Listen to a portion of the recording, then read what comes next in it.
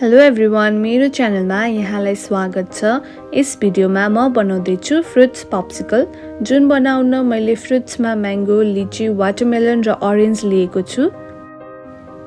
अब सुरुमा सबै फलफुललाई यसरी पिसेस पारौँ र अरेन्जको पिसेस बनाउँदा हाफमा काटेर त्यसको सिड्सहरू निकाल्न सक्नुहुन्छ।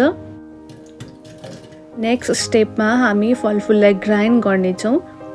सुरुमा मैले वाटरमेलन लिए। अब यसमा 1 स्पुन सुगर, मिल्क पाउडर र मिल्क हालेर मिक्सरले मिक्स गरौँ।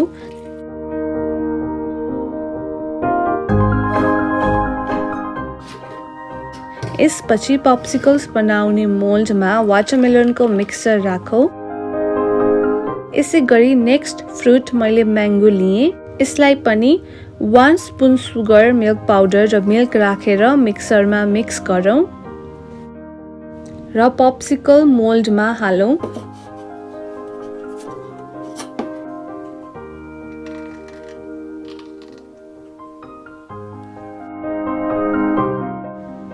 सेम स्टेप लिची र अरेन्जलाई पनि फलो गर्नुहोला र पप्सिकल मोल्डमा हालिदिनुहोस्।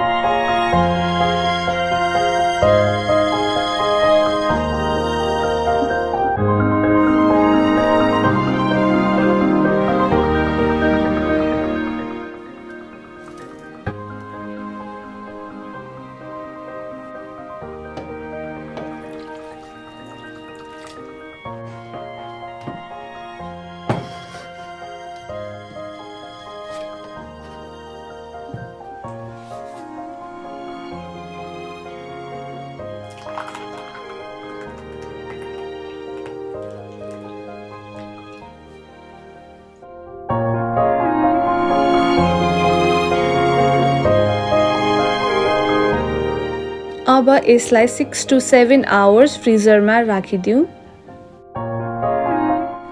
7 आवर्स फ्रिज भएपछि पप्सिकल्स रेडी हुन्छ। यसलाई फ्रिजबाट निकालौँ र रुम टेम्परेचरमा 2 to 3 मिनट्स यतिकै राखौँ, जसले पप्सिकल्स मोल्डबाट सजिलै निस्किन हेल्प गर्छ। अन्तिमसम्म भिडियो हेरिदिनु भएकोमा यहाँलाई धेरै धन्यवाद।